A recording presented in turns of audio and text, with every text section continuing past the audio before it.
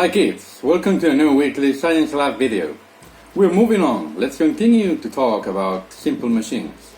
In this case, the pulleys. A pulley is a wheel on an axle that is designed to allow movement and change of direction of a tight rope, cable, belt, or chain. In reality, the mechanical advantage provided by a simple pulley in itself only derives from the change in the direction of movement. For example, a pulley that hangs from above allows a rope to be pulled down, turning it into an upward force on the load. Thus, we can use our entire weight as a pulling force, which is itself a mechanical advantage. But it doesn't spare us from having to apply a force equal to or greater than the weight of the load. Pfff! What a rip-off! I mean, okay, but isn't there any way a pulley can allow me to move a very heavy object without hurting my back? Of course there is. Wait till I tell you. There is a famous historical note on the usage of the pulley by the Greek-Roman historian Plutarch, who in his work Parallel Lives recounts a scene where Archimedes proved the effectiveness of pulleys.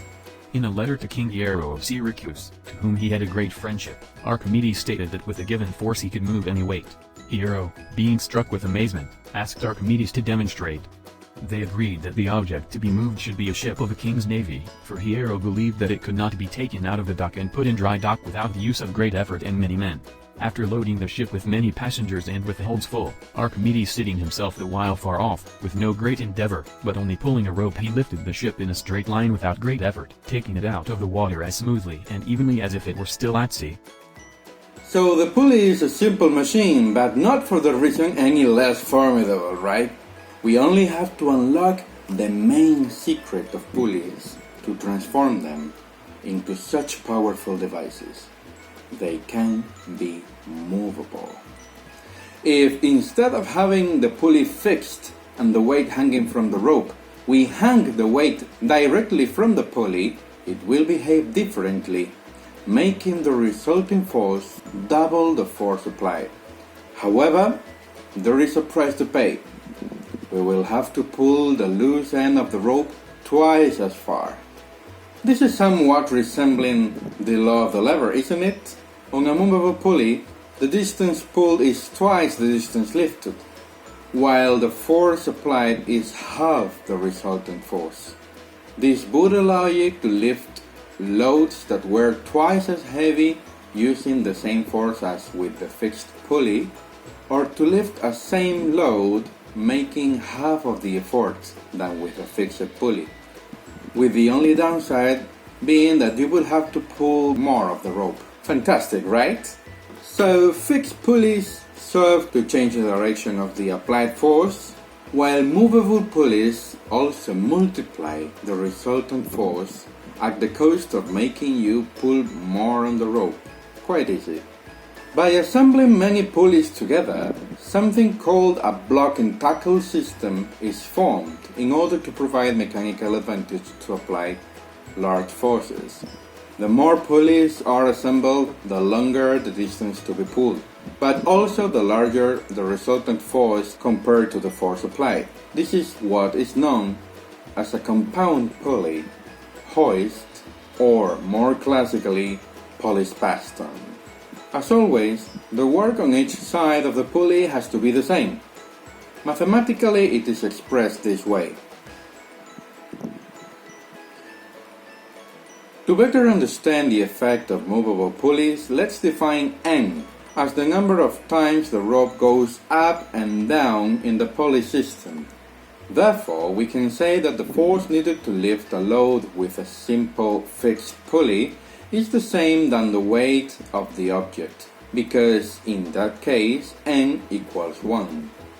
But in a simple movable pulley, N equals 2, and that's why the applied force is half the weight of the load. On the other hand, it can also be understood in this way why the distance pulled is twice the distance the load is lifted in the case of a movable pulley. With these formulas, the values of both forces and both distances could be calculated for any pulley system by simply establishing what the value of n is. Let's test it on our own. Roll up your sleeves, for it is experiment time. On this occasion, I have thought it would be kind of hard for you to find examples of pulleys in your houses, so I am going to show you how to use the interactive simulation that I am attaching to this task.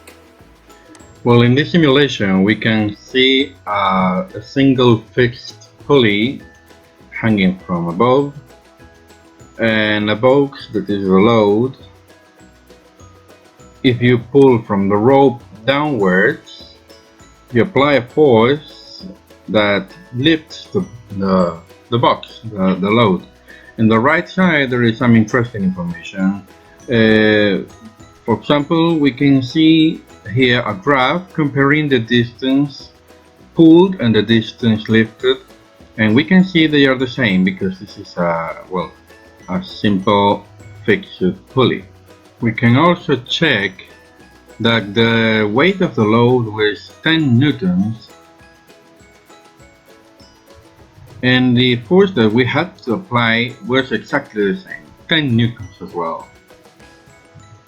Now if we move to another type of pulley, for example a movable one, a simple movable pulley, the same load of 10 newtons and the same size of pulley, but now we have to pull from the rope upwards. So if we do it and we lift the box the same height, we can see that now the distance we have had to pull the rope is double the one the box lifted, and at the same time we can see that the applied force is half the weight of the load, in this case 5 newtons.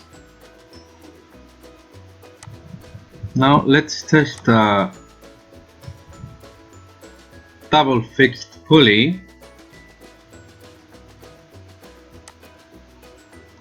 We're going to see how well it actually doesn't differ from a single fixed pulley. The only difference is that we can pull from the rope a little further from the load, which could be interesting in some situations, but in terms of forces and distance pulled and distance lifted, everything is the same.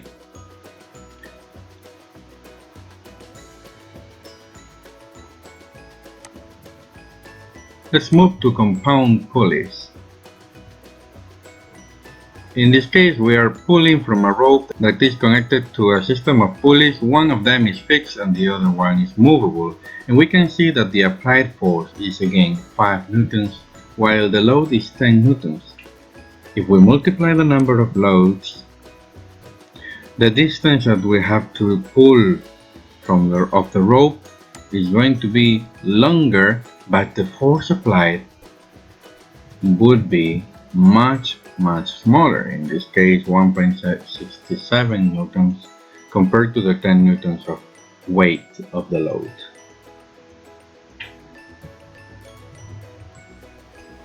I am also attaching a video tutorial so that you can make your own homemade pulleys and experiment with their full potential with your own hands. In either case, building your own pulley systems or using the simulation, test the effects that we have been talking about. Do the math to demonstrate it mathematically. I hope you enjoy this activity. See you!